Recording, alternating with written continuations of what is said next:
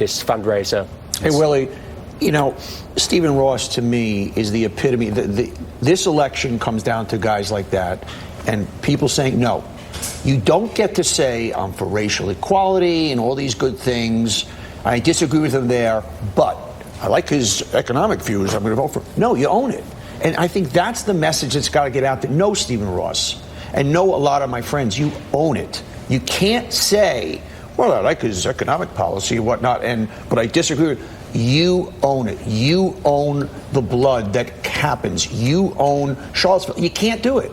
You get the whole package, and that's what swing voters have got to understand and be shamed into. You don't get to do that, Steve Ross. You don't go, I'll take from column A, but I'm going to leave column B behind. You get column B also. You own the racism. And Gene, that's the line so many people have tried to walk going back to the 2015 and 2016. Maybe part of it was they didn't like Hillary Clinton. But privately, people like Stephen Ross, not him specifically, but others would say, you know what, Trump's a clown. I don't like the guy. I don't like the tweets, any of that stuff. But he's going to be good for the economy and trade, et cetera, et cetera. Good for my bottom line, essentially. Yeah, I too know people who are walking that line, and Donny is absolutely right. This is not an a la carte menu.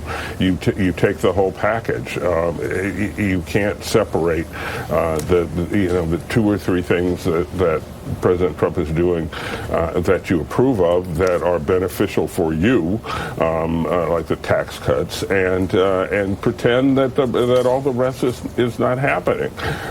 It shouldn't be allowed to happen, and so I think people do have to be pressed on that and reminded of that fact, and then do whatever you want. You know, if you like the package, then support the package and have the fundraiser, go to the fundraiser, give the money, but it's the whole package, and that's what you're signing up for.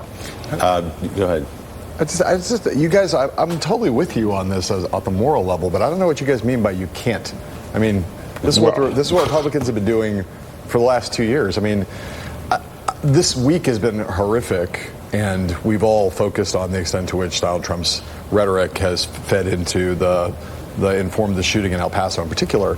But every Republican who's like all of these big donors, including this one we're talking about now, they've been doing this since Charlottesville. How much clearer could it have been? Charlottesville happened, and met much of the Republican donor class, who, as Willie points out, were against Donald Trump in 2016, mocked him privately then, mock him privately now, or have seen Donald Trump do things that have been manifest demonstrations of his racism and, at a minimum, sympathy for white nationalism and white supremacy, and by some measures, his inclusion in those two ideologies. And there's dozens of them. You know, dozens of them, Donny. And I do not think we've been calling them out for 2 years. I'm not talking about they're still there with him. I'm talking about the guy. We got 40 seats after Charlottesville. I'm talking about the suburban swing voters. I'm not talking about a multi-billionaire. I'm using his logic to talk to the swing voters, to talk to the suburban women, to talk to the people in the suburbs of Philadelphia and go, no, you don't get to vote for him because you like his tax cut. No.